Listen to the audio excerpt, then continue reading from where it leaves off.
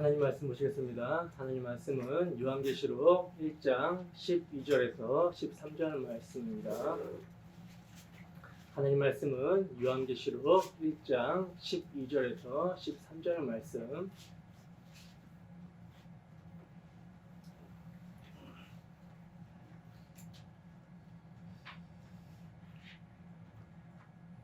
다 찾으셨으면 우리 함께 한 목소리로 합독합니다. 시작.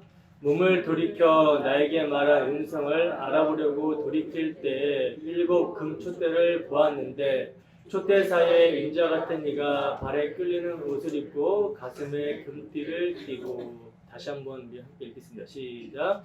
몸을 돌이켜 나에게 말한 음성을 알아보려고 돌이킬 때 일곱 금촛대를 보았는데 촛대 사이에 인자 같은 이가 발에 끌리는 옷을 입고 가슴에 금띠를 띠고. 아멘.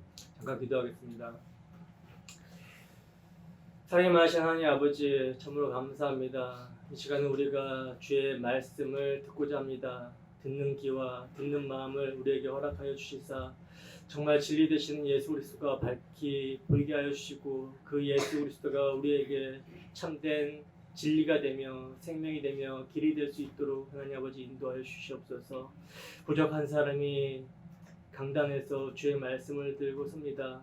저의 자치는 십자가대로 감춰주시고 담대하게 온전히 주의 복음의 말씀을 선포하게 하시고 선포되는 말씀을 통해서 전하는 자나 듣는 자나 피체 간에 성령 안에서 하나 되고 성령 안에서 교통하며 성령 안에서 함께 은혜를 누릴 수 있도록 아버지 인도하여 주시옵소서. 감사드리며 거룩하신 예수님 이름으로 기도드립니다. 아멘.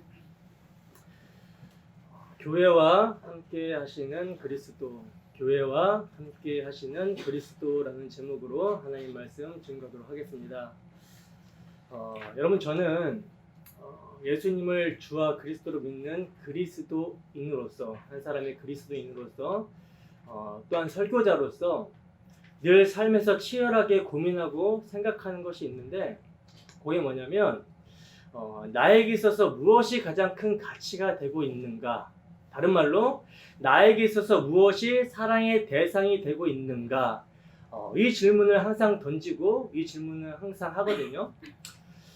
여러분, 사람들은 자신에게 가장 큰 가치가 있는 것이 있을 때 다른 가치들을 과감하게 포기를 하죠.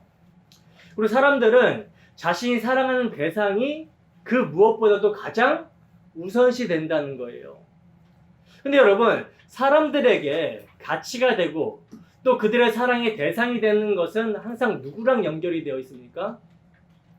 자기 자신과 연결이 되어 있죠. 자신이 세상을 살아갈 때 나를 가치 있게 해주고 나를 즐겁게 해주고 나를 행복하게 해줄 수 있는 것을 사람들은 사랑하고 거기에 가치를 두며 그것을 위해서 살아간다는 거예요. 그러니까 사람들에게 있어서 가치 판단의 기준은 뭡니까? 늘 자기 유익에 있으며 자기 사랑에 있다라는 거죠. 그리고 이것들은 사람의 행동 양식이 됩니다. 근데 여러분, 사람 본성에 너무나도 합당하고 너무나도 당연하게 여겨지는 것을 성경은 뭐라고 하냐면 죄라고 합니다. 여러분, 하마르티아, 죄란 관역에서 벗어나는 걸 죄라 그러는데, 본래 사람은 자기 자신을 위해 살도록 창조가 되지 않았다는 거예요. 자기가 사랑의 대상이 되고 그런 자신을 무엇이 가치 있게 해줄 수 있을까 하면서 자신에게 가치가 있는 것을 소유하고자 하는 목적으로 살도록 창조가 되지 않았다라는 거죠. 그럼 어떻게 창조가 되었습니까? 사람은 창조주 대신 하나님을 영화롭게 하며 그분을 영원토록 즐거워하는 목적으로 창조가 되었다는 거예요. 하나님께서 자신을 희생하여 피조세계를 창조하시고 생명을 주시며 섭리로 보존하시고 보호하시는 것처럼 하나님의 형상으로 창조가 된 사람은 하나님의 대리자로서 피조세계를 섬기며 이웃과의 관계성 속에서 개체가 아닌 몸으로서 삼위 하나님의 희생과 섬김과 사랑을 드러내야 했다라는 거죠. 그래서 하나님께서는 에덴 동산 중앙에 있는 그 선악과 나무를 두시면서 말씀하시는 거예요. 선악을 알게 하는 나무의 실과는 따먹지 말하라. 먹는 날에는 죽고 죽으리라. 무트 타무트. 다른 말로 동산 중앙에 있는 선악과 나무를 볼 때마다 너희를 창조하고 너희에게 생명을 준 누굴 기억하라? 나를 기억하라는 거죠. 없었던 존재가 생명 있는 존재로 창조가 되었고 또 너희가 앞으로도 이렇게 살아갈 수 있게 되는 것은 나의 은혜로 말미암아 살 수 있는 것이기 때문에 너희는 내 절대적 의존적 존재로 창조가 되었다. 너희는 내 말을 들어야 되는 거야. 그런데 너희가 내 말을 듣지 않는다면 너희의 피조물됨을 망각해 버린다면 그게 죽음이야. 이걸 말씀하신 거라는 거죠. 그러니까 피조물로 창조된 인간은 하나님 절대 의존적 존재로서 하나님께서 하시는 말만 듣고 그 하나님을 드러내는 자로 살아갈 때 가장 행복할 수 있는 존재로 창조가 되었다는 거예요. 이게 하나님의 형상으로 창조가 된 사람의 목적입니다. 근데 사람이 뱀의 유혹을 받아서 선악과 나무를 따먹어 버리죠. 선악과 나무의 실과를 따먹고 나서 어떻게 되어버립니까? 하나님 절대 의존적 존재로서 하나님 말만 들어야 살 수 있는 존재가, 그래야 가장 행복할 수 있는 존재가 내가 왜 하나님 말만 들어야 돼? 이제 하나님 없이도 살 수 있어 하면서 하나님으로부터 독립해 버렸어요. 자기 스스로 하나님처럼 되어버렸습니다. 그리고 그 하나님과의 관계가 끊어지면서 이걸 이제 불신이라고 하는데, 그렇게 하나님으로부터 오는 생명, 수직적 관계가 깨어지자 이웃 간의 수평적 관계 또한 끊어져 버리게 되었다는 거예요. 그래서 사람들은 이제 저마다 어떻게 합니까? 자기를 위해서, 자기 가치를 위해서, 자기 영광을 위해서, 자기 사랑을 목적으로 살게 되었다라는 거죠. 이게 하나님과 단절이 된 죄인들의 모습입니다. 그리고 이 자기 사랑의 결과인 탐심으로 말미암아 여기서 모든 죄의 결과들이 쏟아져 나오게 되더라는 거예요. 모든 사망의 결과들이 쏟아져 나오게 되더라는 겁니다. 그 종국이 뭡니까? 흙으로 창조된 자들이 흙으로 돌아가는 과정 가운데 나오는 죽음이며, 그래서 그 죽음 이후에 그 죽음으로 끝나는 것이 아니라 사망의 부활이 있죠. 사망의 부활로 부활하여서 심판받아 하나님이 없는 곳에서 영원히 살게 되는 거, 이 지옥입니다. 여러분, 자기 사랑의 결과가, 이 죄의 결과가 얼마나 끔찍한 사망인지를 아십니까? 자기 사랑으로 말미암아 자기 사랑의 확장의 것들이 지나지 않는 유한하고 멸망할 세상의 가치를 두고 세상의 것들을 사랑하고 거기에 애착을 하며 마음을 두며 땅의 것을 추구하는 것, 여러분, 이게 우리의 배를 신으로 섬기고 있는 모습이고 십자가의 원수로 행하고 있는 모습이라는 거예요. 여러분, 우리는 죄인들의 종국을 예수 그리스도의 십자가에서 보게 됩니다. 인간들이 자기 가치와 자기 사랑을 지키고자 죄인을 불러 회개케 하러 오신 그 하나님의 독생자 예수를 죽인 그 십자가 사건에서 우리는 인생들의 죄를 보며 그 죄에 대해서 하나님께서 얼마나 진노하고 있는지 그 심판을 보게 된다는 거예요. 그러므로 여러분, 생각하셔야 됩니다. 정말 저는요, 치열하게 고민하고 생각합니다.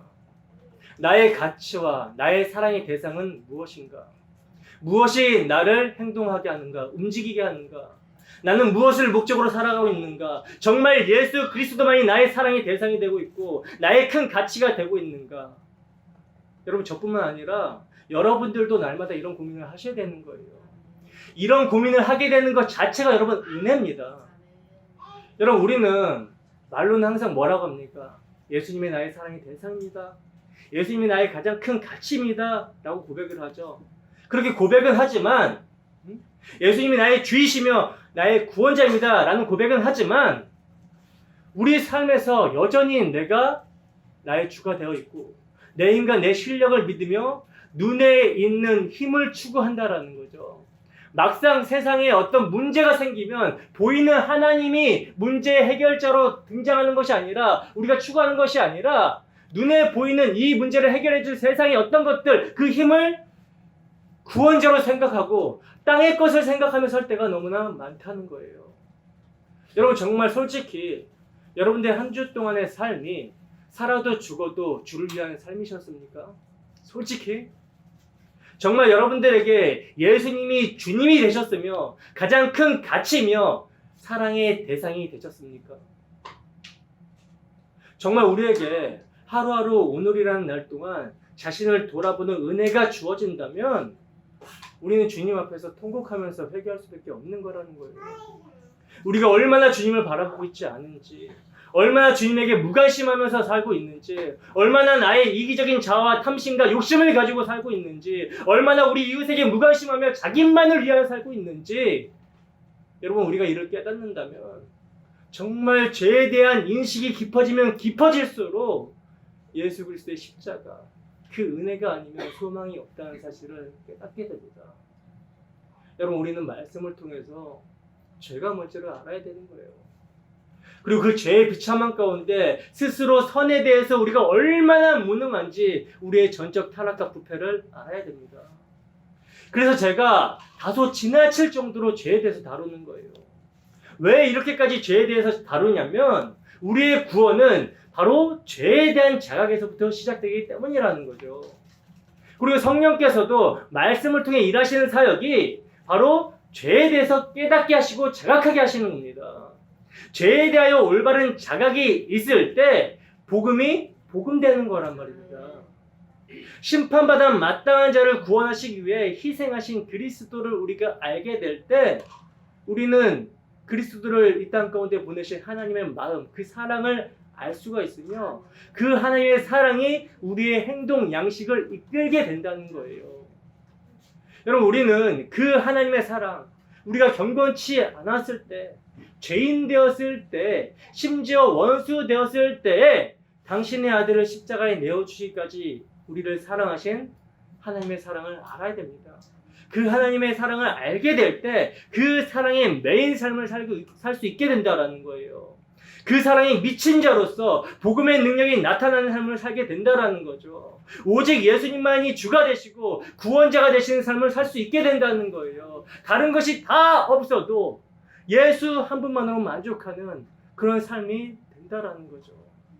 그러므로 이 시간 말씀이 선포될 때 정말 진지하게 말씀을 듣기를 소원합니다. 제가 자주 말씀을 드리지만 저는 강당에 설 때 오늘이 마지막이라는 생각으로 말씀을 전하거든요.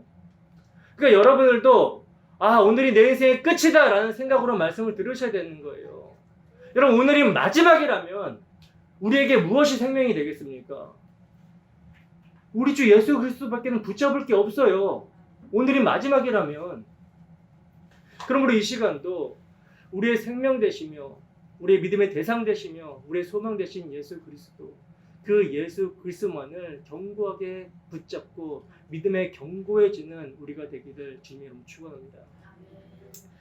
우리는 지난 시간에 왜 사도 요한이 자기가 예수님을 만나고 하늘나라를 본 장소와 시간을 기록해 놓았는지에 대해서 자세히 살펴봤었죠.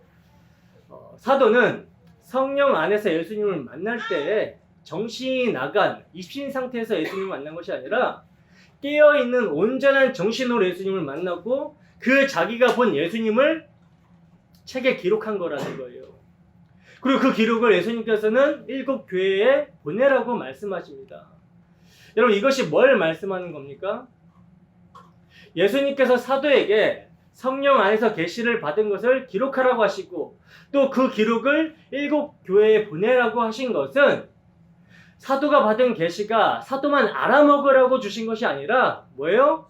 모든 시대 모든 교회가 사도가 보낸 계시록을 볼 때 동일하게 성령 안에서 알 수 있는 내용이기 때문에 주신 거라는 거죠. 여러분 성령은 누구를 증거하는 영이라고 말씀을 드렸습니까?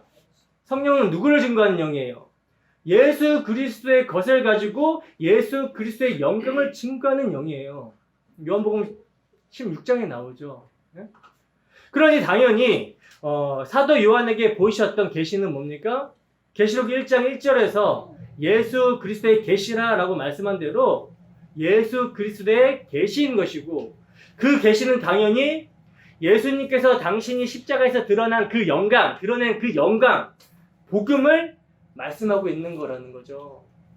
그러므로 오늘날 우리도 성령의 감동으로 기록된 계시를 읽을 때 뭘 알아야 돼요? 예수님의 계시, 복음을 명확하게 알 수 있어야 되며, 요한 사도가 하나님의 말씀과 예수님을 증언함으로 말미암아 핍박을 받아 밤모섬에 유배되어 주의 날, 주님께서 부활하신 날에 성령 안에서 예수님을 만났던 것처럼 오늘 우리도 동일하게 광야 역사라는 현실 속에서 함께 교회로 모여서 하나님을 예배하는 오늘이라는 날에 성령 안에서 말씀을 통해 예수님을 만날 수 있어야 된다는 거예요. 어떻게 지금 우리가 교회로 모여 함께 예배하는 이 시간에 예수님을 여러분들 믿음으로 바라보고 계십니까? 성령 안에서 정말 우리가 믿음으로 바라보는 것들의 실상과 보이지 않는 것들의 증거를 정말 붙잡고 있습니까? 여러분, 우리가 요한 사도와 같이 한 성령을 받은 형제가 맞다면 사도가 당하는 환난을 동일하게 당하게 되며 사도가 인내하는 인내에 동일하게 동참하게 되고 사도가 바라보는 예수를 동일하게 바라봐야 합니다. 아니, 그렇게 될 수밖에 없어요. 필연적입니다. 여러분, 사도는 하나님의 말씀과 예수 그리스도를 증언함으로 말미암아 환난을 당하여서 예수의 나라와 예수의 참음에 동참하고 있습니다. 근데 여러분, 이것은 사도 자신의 어떤 의지와 어떤 열심과 어떤 노력에 의해서 내가 예수님을 위해서 핍박을 받아야지, 환난을 당해야지, 인내해야지, 이런 노력에 의해서가 아니라 예수님께서 사도를 예수님의 증인으로 만들어내고 있는 거라는 거예요. 우리가 사도의 행전에서 배웠듯이 사도행전 1장 8절에 성령이 너에게 임하면 너희가 권능을 받고 예루살렘과 온 유대와 사마리아 땅끝까지 이르러 내 증인이 되리라, 되게 하리라, 이거거든요. 예수님께서 십자가에서 다 도망가 버린 그 제자들에게 약속하신 성령을 보내심으로 말미암아 당신의 증인으로 만들어내시는 거예요. 여러분, 예수님의 십자가 사건 이전에 제자들은 하나님 나라를 오해했었죠. 제자들은요, 구약의 선지자들이 선포한 대로 메시아가 오게 되면 하나님 나라를 회복하게 될 것인데 그 하나님 나라를 제자들은 이스라엘 역사에서 가장 찬란했던 그 다윗 왕국의 재건으로 본 거라는 거예요. 그래서 이제 메시아가 오기만 하면 자신들을 억압하고 압제하던 그 이방 나라, 그 로마 제국을 무너뜨리고 우리를 해방시키시고 하나님의 율법을 가지고 통치하는 강력한 다윗 왕국을 재현하게 될 것을 하나님 나라의 회복으로 봤던 거라는 거죠. 그래서 제자들은 이제 예수님을 다윗 왕국을 회복시킬 정치적, 군사적, 경제적 메시아로 보고 따라갔던 거예요. 그리고 또 제자들이 그렇게 오해할 만한 것이 뭡니까? 예수님의 외모는 사실 별 볼품이 없었지만 그분의 능력은 대단했었죠. 당시 서기관들과 바리새인들과 같지 않게 예수님은 그 말씀에 권위가 있었다는 거예요. 또 그분이 행하시는 기적과 이사는 뭡니까? 예수님을 메시아로 인정하기에 충분했었다는 거죠. 그래서 예수님을 이들이 메시아로 쫓은 거란 말입니다. 그리고 이들 속에 예수님을 메시아로 쫓으면서 속마음에 뭐가 있었습니까? 성경에 보면 메시아가 또 고난을 받고 후에 또 영광을 얻을 거라고 나와 있기 때문에 자신들이 예수님을 쫓는 것을 마치 다윗이 고난당할 때 그를 쫓았던 용사처럼 생각을 한 거예요. 그리고 나중에 다윗이 왕이 되었을 때 그 다윗을 쫓았던 용사들이 이제 국가의 한 요직씩 하잖아요. 그죠? 국가의 한 요직식을 차지했던 것처럼 자신들이 예수님을 끝까지 쫓아서 예수님과 함께 고난을 당하고 끝까지 쫓아서 결국 그 종국에 예수님께서 왕위에 등극하시게 되면 메시아로서 왕위에 등극하시게 되면 자기들도 함께 영광을 받고 함께 한 자리를 차지하게 될 것이라는 그런 생각으로 예수님을 쫓은 거라는 거예요. 그래서 예수님께서 나를 쫓는 거는 십자가야, 자기를 부인하고 나를 쫓아야 돼 라고 했을 때 제자들이 저희들은 다 버리고 주를 쫓았어요 했다는 거예요. 그런데 이들이 정말 다 버리고 쫓았습니까? 자, 다 버리고 쫓았나요? 아닌 게 예수님께서 십자가에 달리셨을 때 폭로가 돼버리죠. 예수님께서 십자가에 달리시고 죽으셨을 때 제자들은 다 다시 자기들의 원래 삶으로 돌아갔어요. 고기 잡으러 갔습니다. 버리긴 뭘 버립니까? 심지어 예수님이 부활하셨을 때도 이들은 정신을 못 차려요. 예수님께서 부활하셔서 그들에게 찾아왔는데 이들이 어떻게 생각하냐면 이제 예수님께서 부활하셨으니까 두 번 죽을 일 없겠지 하면서 드디어 이스라엘 나라를 회복시키는 겁니까? 라고 예수님께 질문을 합니다. 정신을 못 차리는 거죠. 하나님 나라가 뭔지를 아직도 모르는 거죠. 그런데요, 예수님의 제자들 뿐만 아니라 세상 죄를 지고 가는 하나님의 어린 양입니다 라고 예수님을 소개한 세례요한조차도, 그 태에서부터 성령이 충만했던 세례요한조차도 하나님 나라를 오해해요. 하나님 나라를 오해합니다. 예수님의 메시아 사역을 오해했다는 거예요. 그러니까 세례요한도 민족적 이스라엘, 즉 다윗 왕국의 회복을 하나님 나라로 봤던 거라는 거죠. 그래서 세례요한은 오해했을 때 눈에 뵈는 게 없는 거예요. 왜? 이제 메시아가 왔기 때문에 당시 헤롯에게 가감없이 어떻게 합니까? 그의 죄를 지적한 거라는 거죠. 넌 이제 끝났다. 메시아가 왔다. 그러니 너가 이스라엘 왕으로서 어떻게 동생 빌립의 아내 헤로디아를 차지할 수 있겠느냐? 취할 수 있겠느냐? 회개하라 라고 외쳤던 거라는 거예요. 근데 그 일로 세례요한이 체포가 돼서 감옥에 갇히거든요. 세례요한은요, 메시아가 이제 오셨기 때문에, 예수님이 오셨기 때문에 이제 속히 다윗 왕국을 재건하고 회복하실 줄 알았어요. 그리고 이제 옥에 갇힌 자신을 구하러 오실 줄 알았습니다. 근데 자기의 기대와는 다르게 예수님 행보가 어때요? 너무나 다른 거죠. 군사를 모집하는 것도 아니고 너무나 다르게 가는 거예요. 그래서 세례 요한이 제자들을 보내서 예수님께 묻습니다. 당신이 오실 리가 맞습니까? 아니면 우리가 다른 일을 기다려야 됩니까? 정확하게 세례 요한이 하나님 나라를 오해하고 있는 거죠. 거기에 대해서 예수님께서 뭐라고 말씀하십니까? 마태복음 11장 4절에서 6절 말씀입니다. 마태복음 11장 4절에서 6절 말씀 함께 있습니다. 시작. 예수께서 대답하여 이르시되 너희가 가서 듣고 보는 것을 요한에게 알리되 맹인이 보며 못 걷는 사람이 걸으며 나병 환자가 깨끗함을 받으며 못 듣는 자가 들으며 죽은 자가 살아나며 가난한 자에게 복음이 전파된다 하라. 누구든지 나로 말미암아 실족하지 아니하는 자는 복이 있도다 하시니라. 하나님 나라와 메시아 사역을 오해한 세례 요한에게 예수님께서 뭐라고 전하라고 하십니까? 뭐라고 전하라고 하시죠?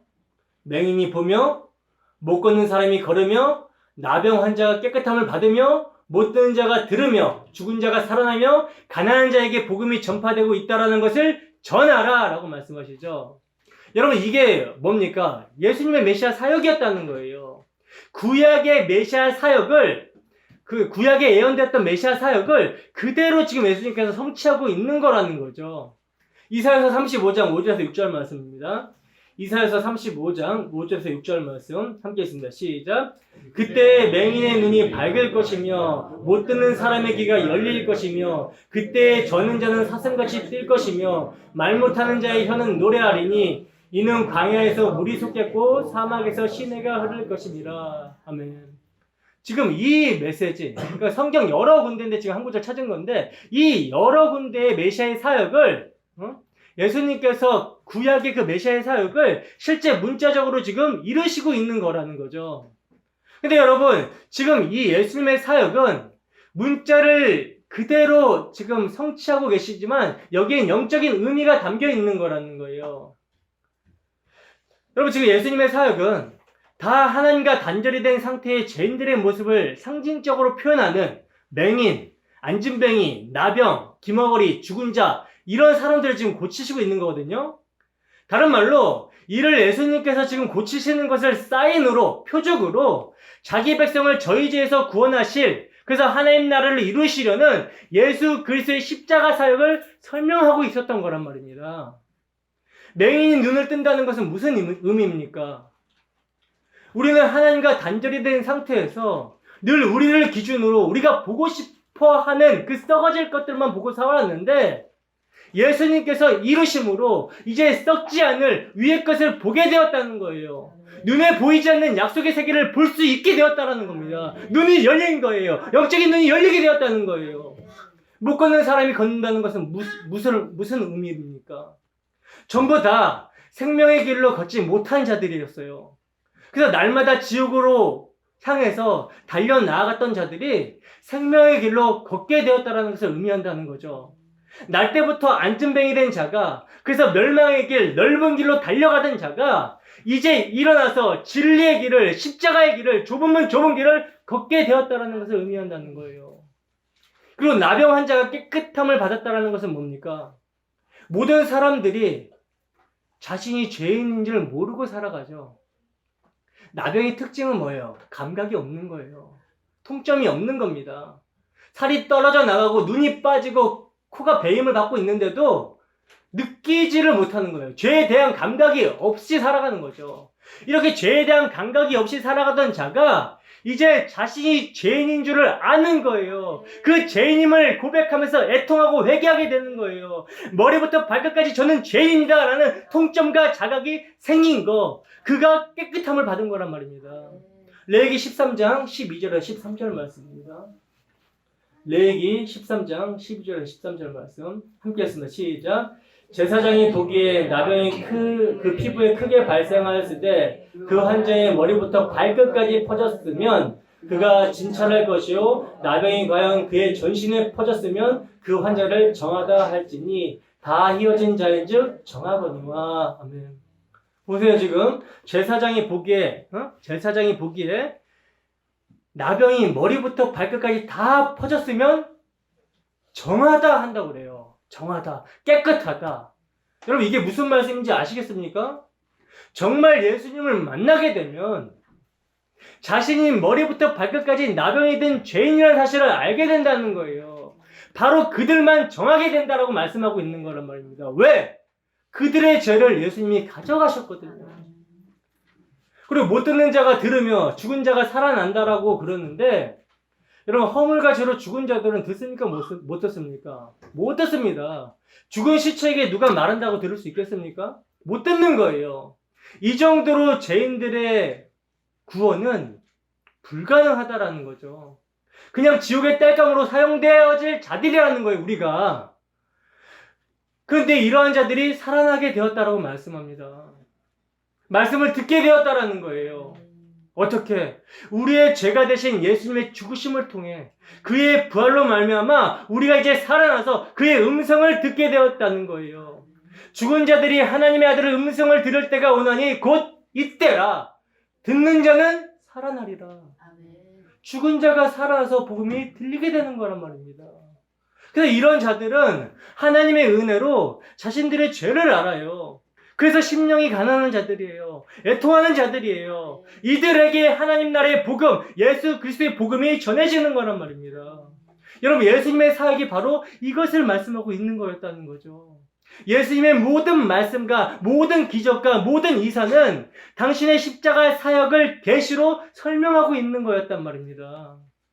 나무에 달린 자는 저주를 받는다는 그 신명기의 말씀, 하나님의 공의에 따르면 모든 죄인들은 저주받아 지옥 갈 자들인데, 예수님께서 당신의 택하신 자들의 죄가 되어서 그들을 품에 안고 저주받아 죽으심으로 말미암아 그들의 죄를 없이하고 그들을 구원하셨다는 것을 성경이 계시하고 있는 거라는 거예요. 여러분, 이게 십자가입니다.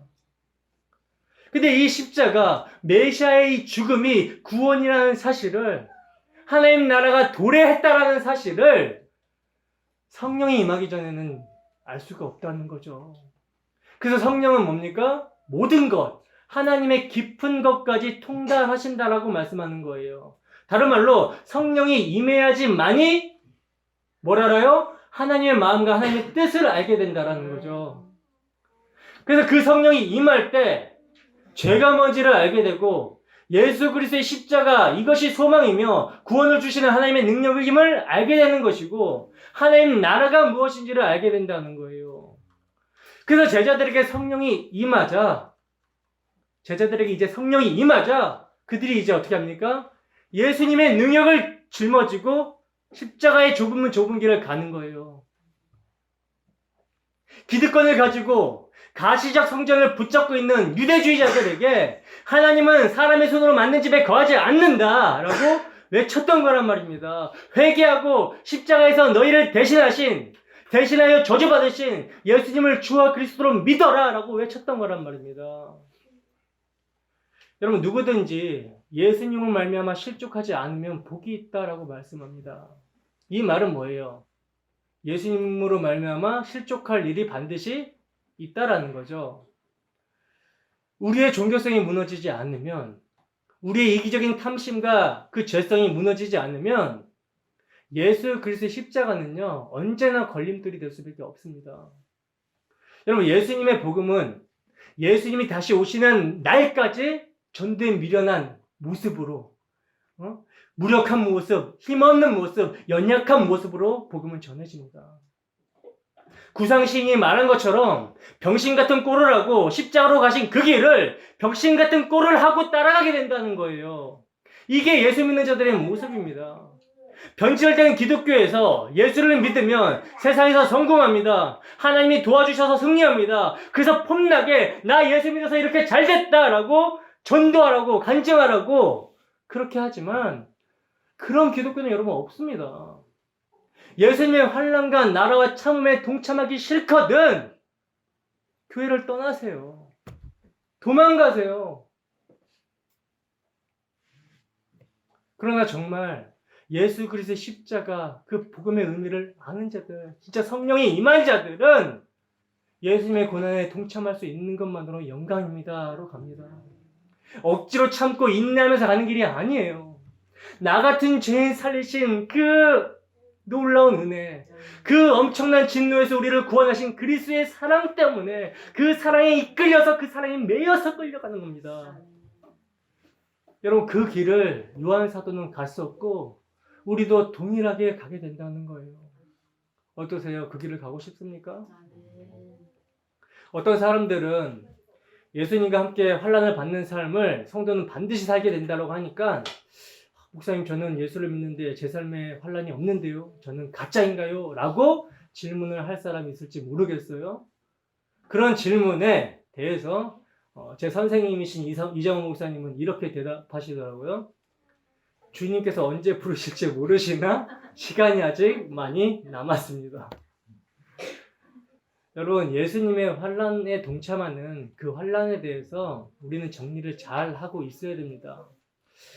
환난과 핍박은 물론 가시적이고 물리적인 아픔과 통증으로 우리에게 오게 돼요.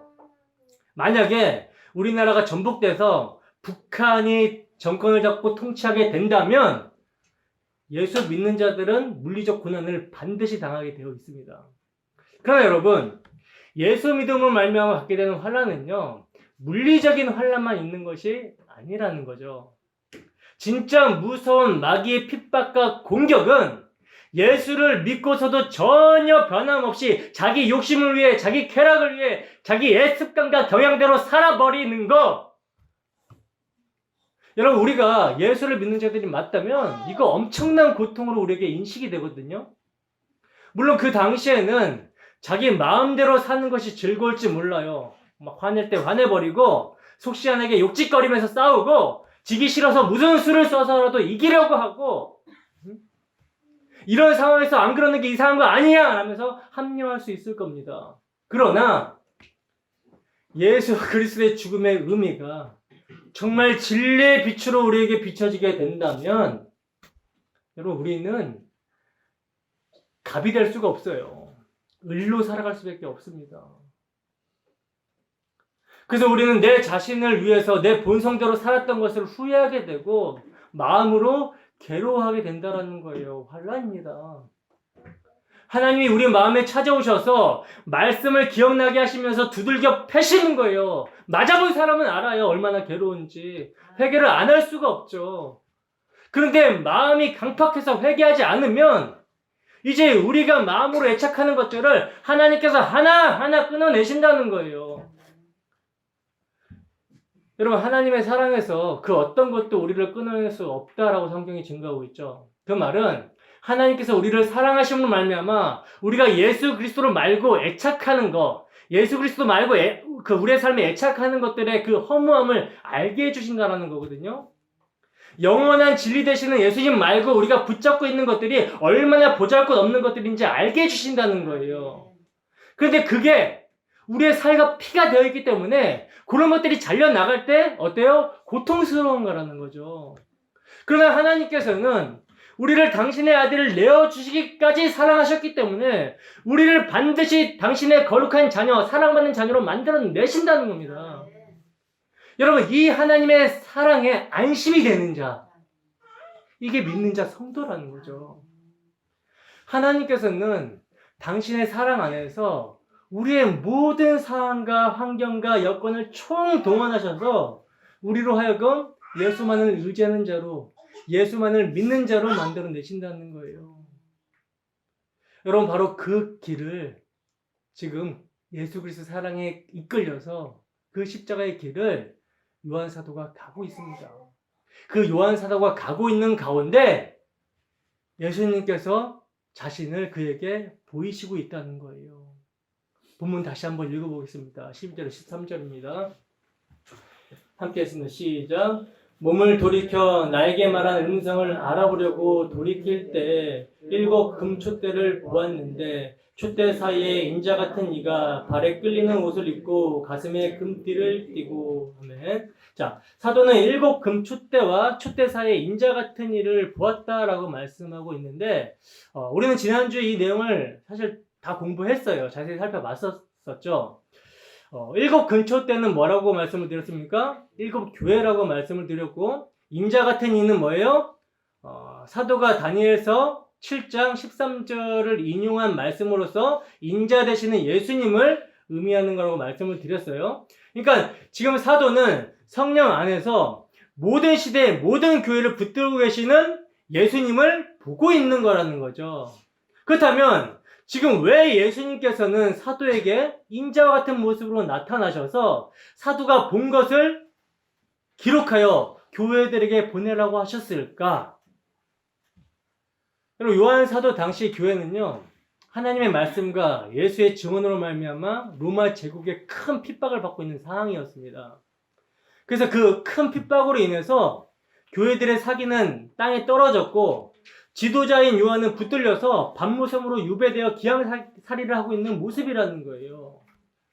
요한 사도는 요한 사도대로 지금 교회들이 남아있는지, 교인들이 끌려서 투옥되었는지 사형당했는지 모르고 있는 상황이고, 또 교인들이 남아있을지라도 거짓 선지자들에 의해서 교회가 쑥대밭 되었을지도 모르는 암담한 상황이었다는 거예요.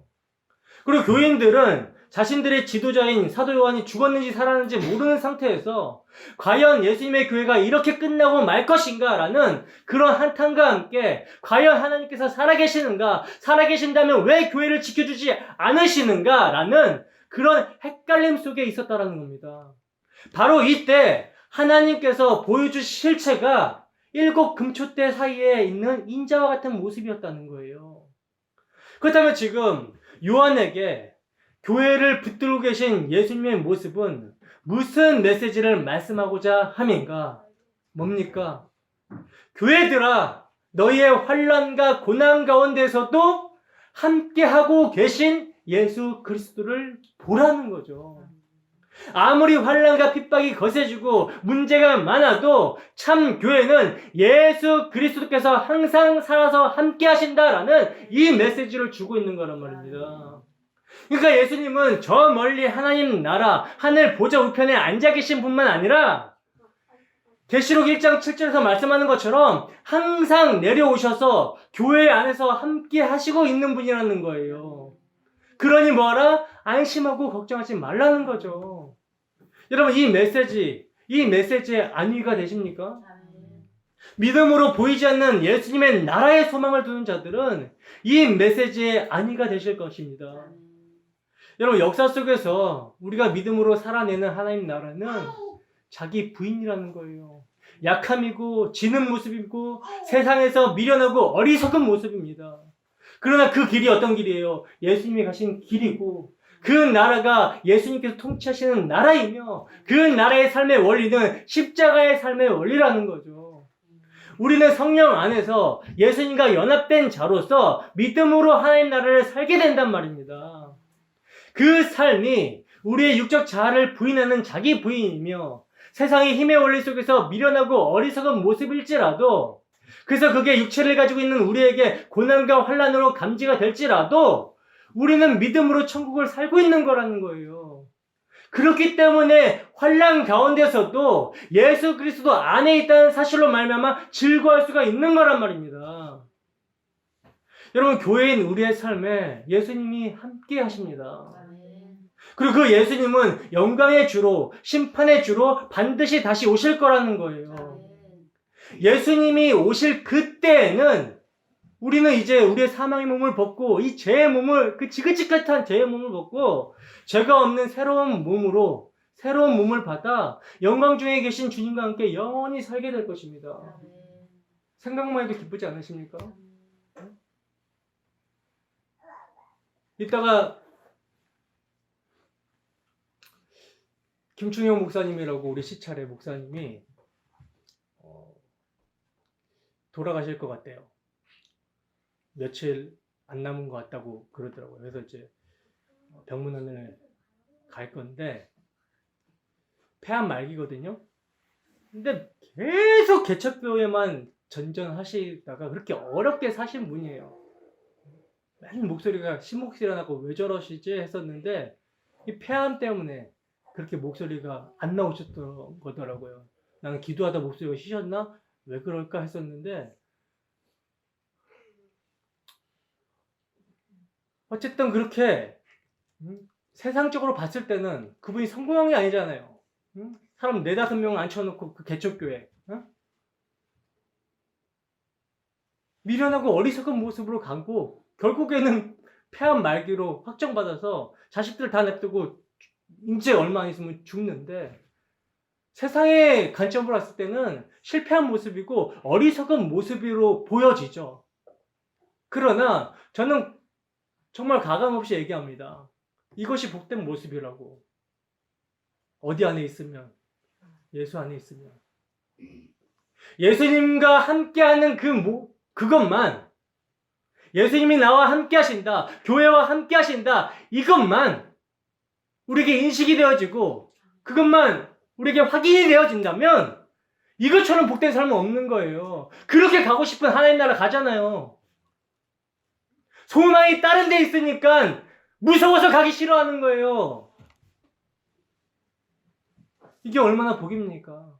여러분들이 어떤 상황 가운데 있을지라도 예수님이 함께 하신다라는 거, 이것만 우리에게 인식이 되어진다면, 예수님이 함께 하신다라는 거, 이것만 우리에게 확인이 되어진다라면 그 가운데서도 기뻐할 수 있어야 되는 거예요, 성도입니다. 그러므로 여러분, 오늘의 레이컨은 우리의 매일매일의 삶에서 예수님과 함께 죽고 예수님과 함께 사는 삶이 되기를 소원합니다. 예수님과 함께 동행하고 있다는 사실만 우리에게 확고하다면 이 세상에 그 어떤 것도 두려울 곳이 없다는 거예요. 우리가 지금 어떤 상황 가운데 있다 하더라도 예수님은 우리와 함께하고 있습니다. 이 메시지가 위로가 되십니까? 우리의 모든 삶이 합력하여 예수 그리스도만을 사랑하고 의지하게 하는 하나님의 그 사랑의 손길 가운데 우리가 있다는 이 사실을 믿음으로 우리의 범사의 주를 인정하고 주께 감사하는 삶이 되기를 주님으로 축원합니다. 기도하겠습니다.